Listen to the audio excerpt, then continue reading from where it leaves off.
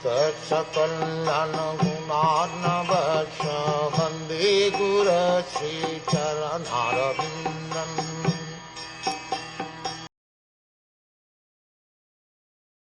symptoms of highly developed devotional service for Kṛṣṇa, which are exhibited by the pure devotees, are sometimes imitated by those who are not actually pure devotees. This is described in the Bhakti-rasāmṛta-sindhu. Without devotional service to Kṛṣṇa, such symptoms are artificial, not actual. Sometimes those who are not conversant with the science of devotional service are captivated by the exhibition of such symptoms, but learned devotees know that they are simply imitation. According to the various divisions and gradations of devotees, permanent devotional attitudes can be divided into 5 categories. 1. Peacefulness. 2. Service to Kṛṣṇa. 3. Friendship with Kṛṣṇa. 4. Parental affection toward Kṛṣṇa. And 5. Conjugal love for Kṛṣṇa. Each division has its own taste and relish, and a devotee situated in a particular division is happy in that position. Characteristic symptoms exhibited by a pure devotee are generally laughing and crying. When emotions are favorable, a pure devotee laughs, and when emotions are not favorable, he cries. Situated above these 2 emotions is permanent love, which is called sthayi bhava. In other words, when one's attachment to Kṛṣṇa is permanent, one is situated in sthayi bhava. That permanent loving attitude is sometimes mixed with different kinds of taste called vibhava, anubhava, and vyabhikari. Vibhava is a particular taste or attachment for Kṛṣṇa, and it can be divided into 2 further categories, alambana and udipana. In the Agni Purana and other authoritative scriptures, that which increases one's love for Kṛṣṇa is said to be vibhava, and when Kṛṣṇa is the objective, vibhava is described as alambana. Udipanas include Kṛṣṇa's transcendental qualities, his activities, his beautiful smiling face and the aroma of his body, the sounds of his flute, ankle bells and conch shell, the marks on the soles of his feet, his dwelling place and his paraphernalia of devotional service, such as tulasi leaves, devotees, ceremonial performances, and ekadashi. Anubhava occurs when feelings and emotions within oneself are exhibited. In the attitude of anubhava, one dances and sometimes falls down, sometimes sings loudly, shows convulsions, yawns, and sometimes breathes very heavily, all without concern for circumstances. The external features exhibited on the bodies of devotees are called udbhasvara. The vyabhikari symptoms are 33 in number, and they primarily involve words uttered by the devotee and various bodily features. Different bodily features, such as dancing, trembling, and laughing, sometimes mix with the vyabhikari symptoms, which are also called sankar. When bhava, anubhava, and vyabhikari symptoms are combined, they make the devotee dive into the ocean of immortality. That ocean is called the Bhakti-rasāmṛta-sindhu, the ocean of the pure nectar of devotional service, and one who is merged in that ocean is always wrapped in transcendental pleasure on the waves and sounds of that ocean. The particular rasas, flavors or tastes, of the devotees who merge into that ocean of Bhakti-rasāmṛta are known as neutrality, servitorship, friendship, parenthood, and conjugal love. Conjugal love is very prominent, and it is symptomized by the devotees decorating his body to attract Kṛṣṇa. The flavor of servitorship increases to include affection, anger, fraternity, and attachment. The flavor of friendship increases to include affection, anger, fraternity, attachment, and devotion, and in parenthood, the attachment also increases to include affection, anger, fraternity, attachment, and devotion. There are also special flavors experienced in friendship with the Supreme Lord, and these are manifested by friends such as Subala, whose devotion increases up to the point of bhava. The different rasas are also divided into 2 kinds of ecstasy, called yoga and viyoga, or meeting and separation. In the rasas of friendship and parenthood, the feelings of meeting and separation are various. The situations known as Ruda, advanced, and Adhiruda, highly advanced, are possible only in the rasa of conjugal love. Conjugal love exhibited by the queens at Dvaraka is called Ruda, and conjugal love exhibited at Vrindavan by the damsels of Vraj is called Adhiruda. The highest perfections of Adhiruda affection in conjugal love involve meeting, madan, and separation, mohan. In the ecstasy of madan, there is kissing, and in the ecstasy of mohan, there are udgurna, unsteadiness, and citrajalpa, varieties of mad emotional talks. There are 10 varieties of citrajalpa, examples of which are given in Srimad Bhagavatam, in a portion known as the Brahmara Gita. Udgurna, a symptom of separation, is also a symptom of transcendental insanity. In that transcendental insanity, one thinks that he himself has become the Supreme Personality of Godhead. In such an ecstasy, he imitates the symptoms of Kṛṣṇa in different ways. The two divisions of ecstasies experienced in the relationship of conjugal love are sambhoga, meeting, and vipralambha, separation. On the sambhoga platform, the ecstasies are unlimited, and on the vipralambha platform, they are 4 in number. The ecstasy exhibited before the lover and beloved meet, the ecstasy experienced between them after meeting, the state of mind experienced by not meeting, and the state of mind experienced after meeting but fearing separation are called vipralambha. That vipralambha serves as a nourishing element for future meetings. When the lover and beloved meet all of a sudden and embrace one another, they feel an ecstasy of happiness, and the state of mind they experience in that ecstasy is called sambhoga. According to the situation, sambhoga ecstasy is also known by 4 names: 1. Sanksipta, 2. Sankrana, 3. Sampanna, or 4. Samriddhiman. Such symptoms are also visible during dreams. The mental state experienced before meeting is called purva raga. The obstacles that impede the meeting between the lover and beloved are called mana, or anger. When the lover and beloved are separated, the mental state experienced is called pravasa. Feelings of separation which are present under certain conditions, even when the lovers meet, are called love anxieties. Prema vaichitya. Such love anxieties are exhibited in Srimad Bhagavatam by Kṛṣṇa's queens, who kept awake nights and watched him sleep. Afraid of being separated from Kṛṣṇa, they talked among themselves about how they had been affected by his beautiful eyes and smile. The supreme lover is Kṛṣṇa in Vrindavan, and the supreme beloved is Radharani. Kṛṣṇa has 64 main qualities, and his devotee takes transcendental pleasure in hearing of them. As explained in the Bhakti-rasāmṛta-sindhu, the characteristics are as follows. 1. His body is well constructed. 2. His body is full of auspicious symptoms. 3. His body is beautiful.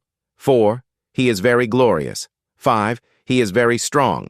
6. He always looks like a boy of 16. 7. He is well versed in various languages. 8. He is truthful. 9. He is decorated with pleasing words. 10. He is expert in speaking. 11. He is very learned. 12. He is very intelligent. 13. He is influential. 14. He is joyful. 15. He is cunning. 16. He is expert. 17. He is grateful. 18. He is firmly convinced. 19. He knows how to deal with different circumstances. 20. He is always conversant with scriptural injunctions. 21. He is clean. 22. He is controlled by his devotees. 23. He is steady. 24. He is self-controlled. 25. He is forgiving. 26. He is grave. 27. He is self-satisfied. 28. He is fair in his dealings. 29. He is magnanimous. 30. He is religious. 31. He is a great hero. 32. He is merciful. 33. He is respectful. 34. He is competent. 35. He is gentle. 36. He is modest. 37. He is the protector of the souls surrendered unto him. 38. He is the deliverer. 39. He is the friend of the devotees. 40. He is submissive to love. 41. He is all auspicious. 42. He is most powerful. 43. He is famous. 44. He is devoted to all living entities. 45. He is worshipable by everyone. 46. He is very attractive to all women.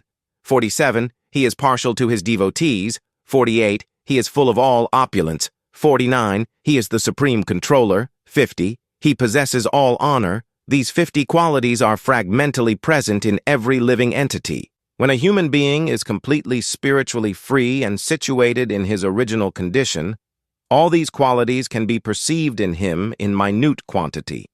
In Kṛṣṇa, however, they exist in totality. There are 5 other transcendental qualities, mentioned below, which can be seen in Vishnu, the Supreme Lord, and partially in Lord Shiva also, but they are not visible in ordinary living entities. These qualities are as follows. 1. He is always situated in his original condition. 2. He is omniscient. 3. He is evergreen or always fresh. 4. He is eternally blissful. 5. He is the master of all perfection. Besides these 5 transcendental characteristics, there are 5 others which can be seen in the spiritual sky, especially in the Vaikuntha planets, where Narayan is the predominating deity. These are: 1. He has inconceivable potencies. 2. He is able to sustain innumerable universes. 3. He is the seed of all incarnations. 4. He grants the highest perfection to those enemies whom he kills. 5. He is attractive to self-realized persons. The above-mentioned 60 qualities are visible in Narayan. But Kṛṣṇa has 4 special qualities, which are: 1. He is able to manifest wonderful pastimes. 2. He is expert at transcendental flute playing. 3. He is surrounded by loving devotees. 4. He possesses unparalleled personal beauty. Thus, Kṛṣṇa has 64 transcendental qualities. Srimati Radharani has 25 transcendental qualities with which she can control even Kṛṣṇa.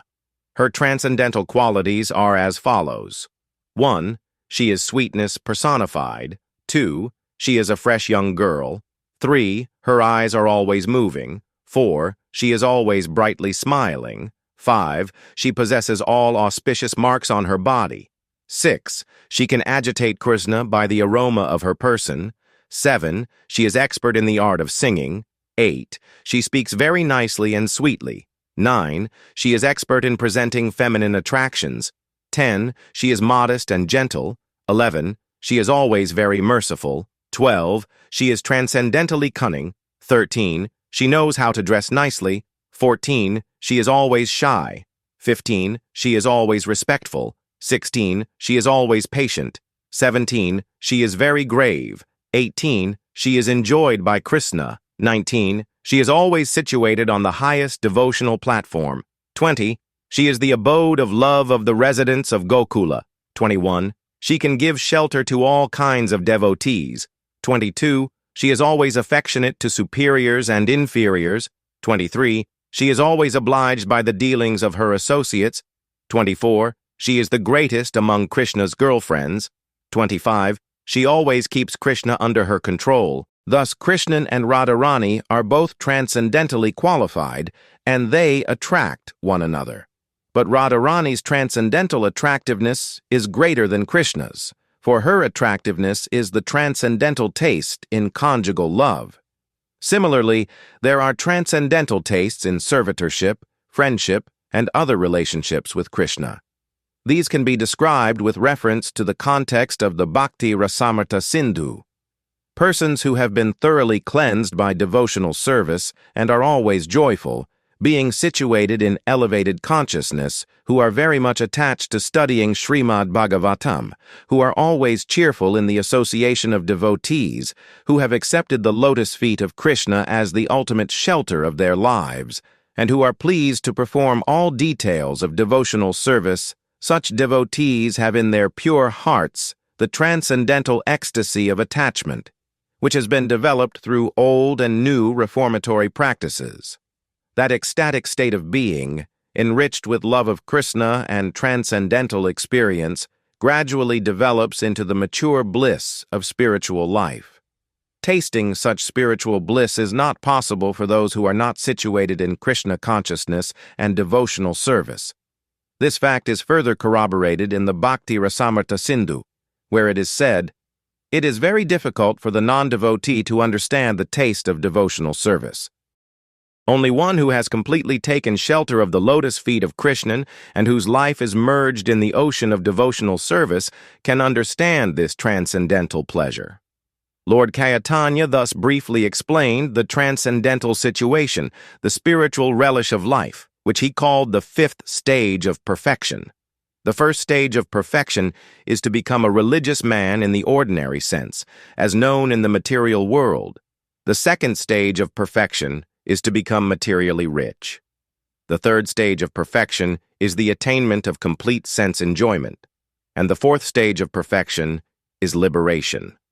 But above liberation are those in the fifth stage of perfection, those who are established in Kṛṣṇa consciousness, or devotional service to the Lord. Already liberated, devotees who reach the highest perfection of devotional service in Kṛṣṇa consciousness experience the taste of the ecstasy of spiritual relish. The Lord then told Sanatana Goswami that he had previously taught his younger brother, Rupa Goswami, at Prayaga, Allahabad. The Lord assured Sanatana Goswami that he had empowered Rupa Goswami to spread the knowledge he had given him.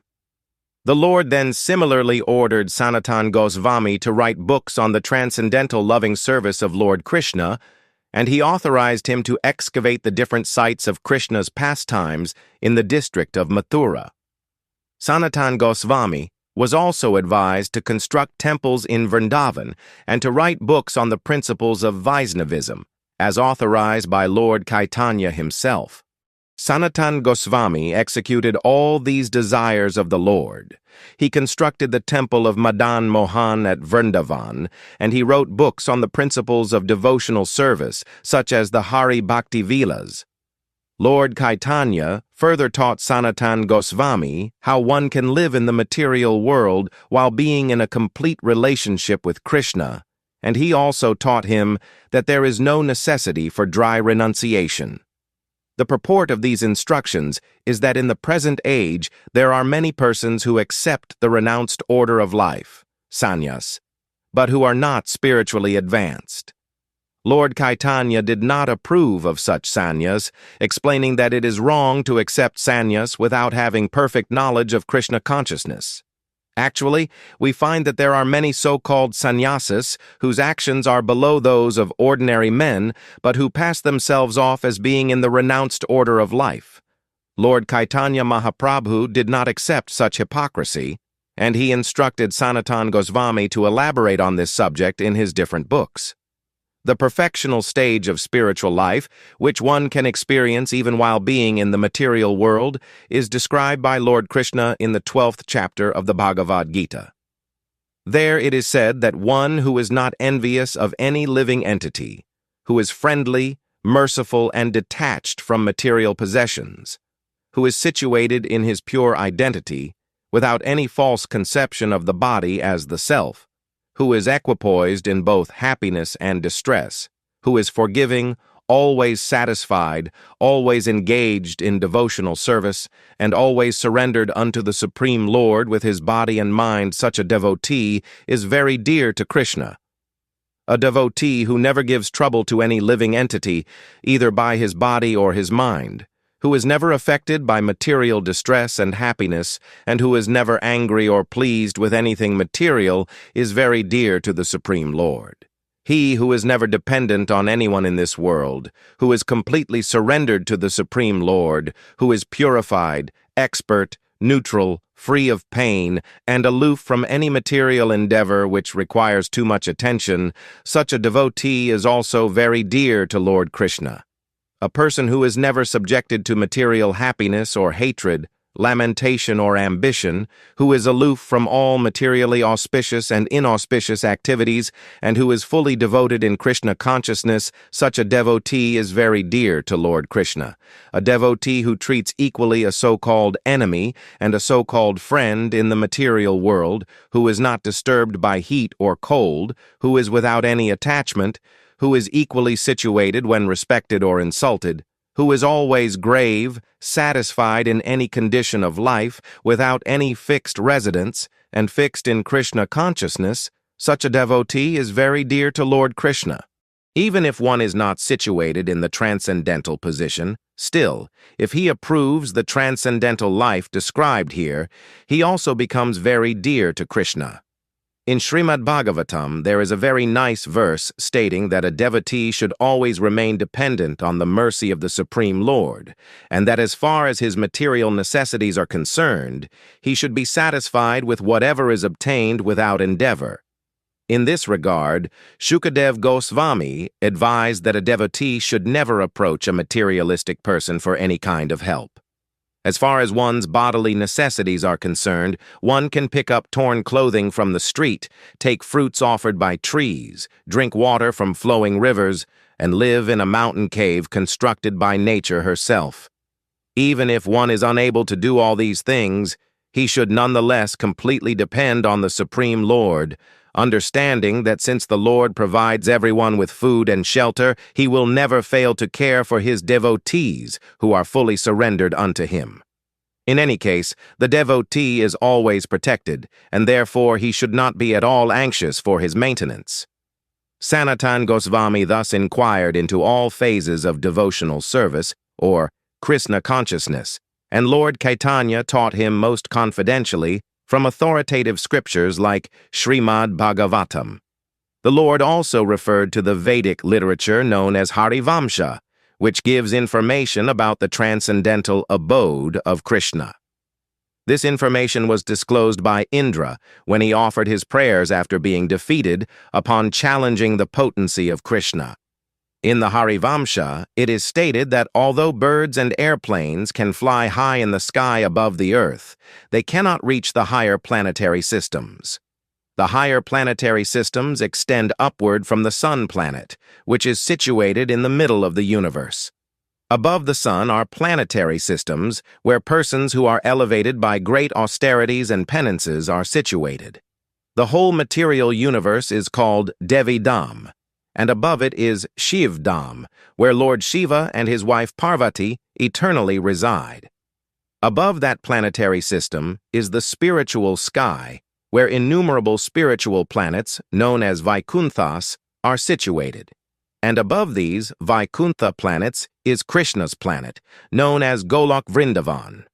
The word Golok means planet of the cows. Because Kṛṣṇa is very fond of cows, his abode is known as Golok. Golok Vrindavan is larger than all the material and spiritual planets put together. In his prayers in the Harivamsha, Indra admitted that he could not understand the situation of Golok, even by asking Brahma.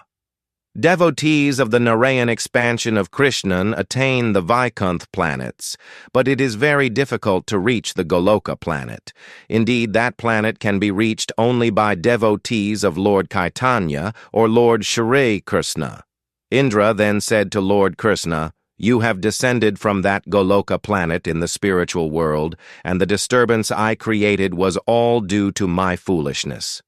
Therefore, Indra begged Lord Kṛṣṇa to excuse him.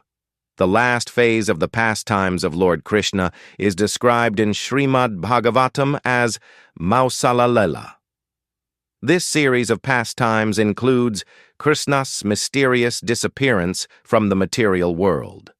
In that pastime, the Lord played the part of being killed by a hunter. There are many improper explanations of scriptural passages describing the last portion of Lord Kṛṣṇa's pastimes, such as the explanation of descriptions of Kṛṣṇa as the incarnation of a hare, but Lord Chaitanya properly explained these passages and gave them the right interpretation. As far as Kṛṣṇa being the incarnation of a hare is concerned, this is mentioned in Srimad Bhagavatam, the Vishnu Puran, and the Mahabharata. In the Mahabharata, it is stated that Lord Vishnu snatched a gray hair and a black hair from his head, and that these two hairs entered into the wombs of two queens of the Yadu dynasty, namely Rohini and Devaki. It is also stated there that Lord Kṛṣṇa descends to the material world in order to vanquish all the demons. Some say that Kṛṣṇa is the incarnation of Vishnu who lies in the ocean of milk within this universe.